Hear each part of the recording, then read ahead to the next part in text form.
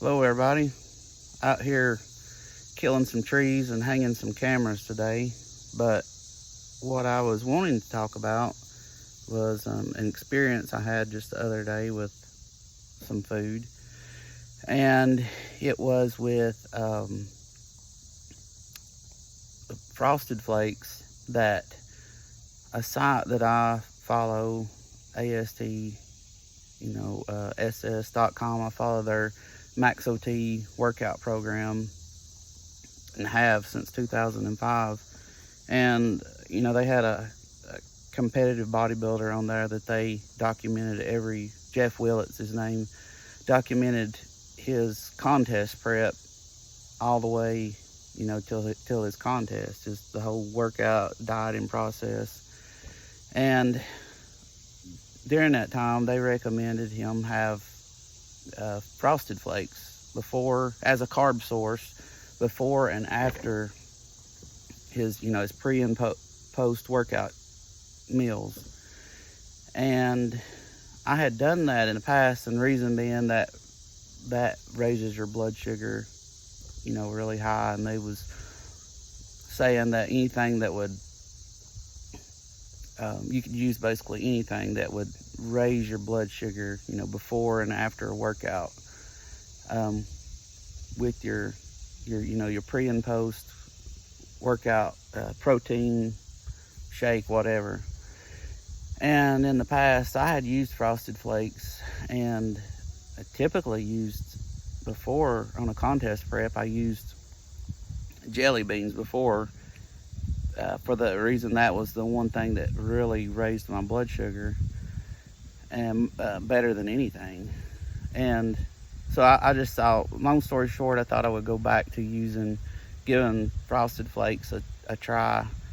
And so I did, and man, I've done this for like 2 weeks, and the pain I was feeling in my joints and the stiffness, mostly I was feeling stiffness in my tendons. Like my morning stretch first thing in the morning when I get up, routine that I go through, just felt like I had lost half of my flexibility.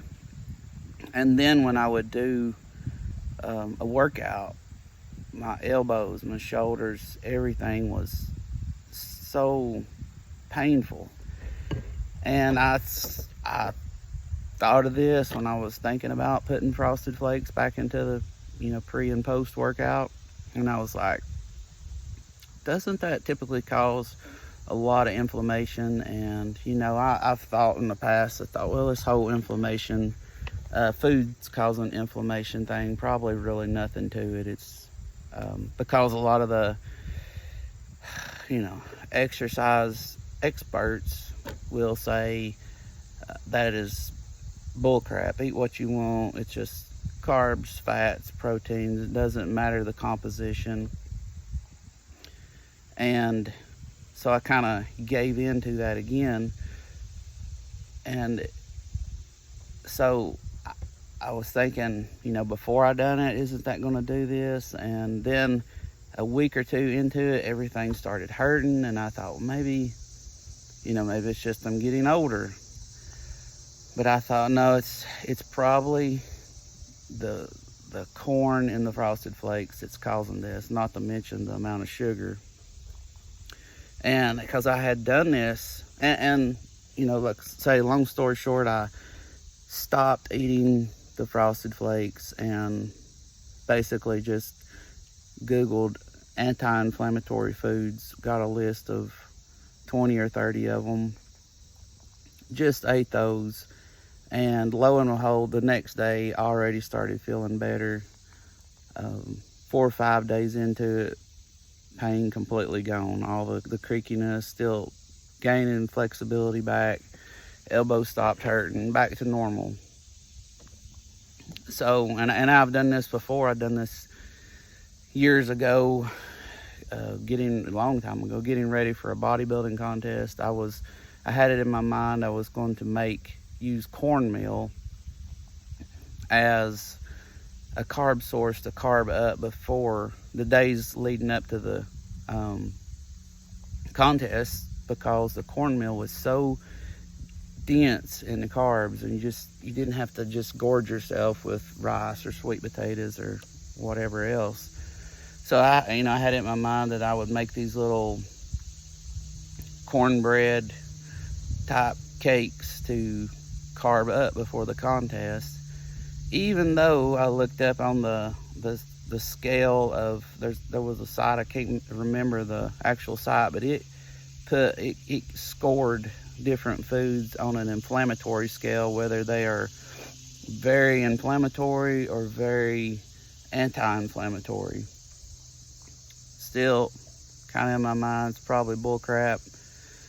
Man, a day or two of that and I was bad. I felt like I was coming down with some sort of sickness. So I say that to just say that that is a real thing.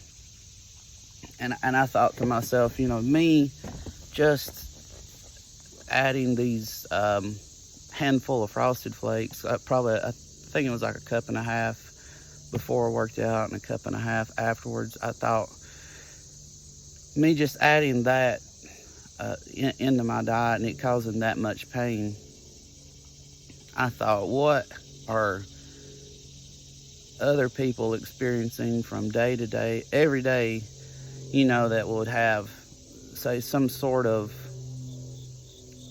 breakfast cereal for, breakfast, whether it be Frosted Flakes or Lucky Charms or whatever, have, bologna sandwich and potato chips for lunch, and then have some sort of fried food, fried chicken wings with French fries for dinner. And I just thought, man, how much pain is people experiencing just simply because of them eating this inflammatory type foods? I thought, how much ibuprofen is taken because of people thinking they are just getting older, they're just getting creaky, and this pain is just something that they're going to have to deal with, so they take some kind of medication to combat it, when really all they have to do is Google a list of inflammatory foods to stay away from and a list of anti-inflammatory foods to eat, and could really be pain-free by just doing that. So I wanted to share that experience that I had, not that long ago. So hopefully, and I've had other people, I had somebody on here tell me about a video I done years ago on how much sugar was in Coke, and they said that, so they eliminated drinking Cokes, and just getting that large amount of sugar out of their diet stopped them from hurting. So they was hurting all over and had no idea that it was coming from the Cokes they was drinking. So hopefully this will give somebody an idea, put a bug in their ear to give that a shot, to see if some of the pain they're feeling is just from the food they're eating. So hope that helps somebody. Have a good day. Bye.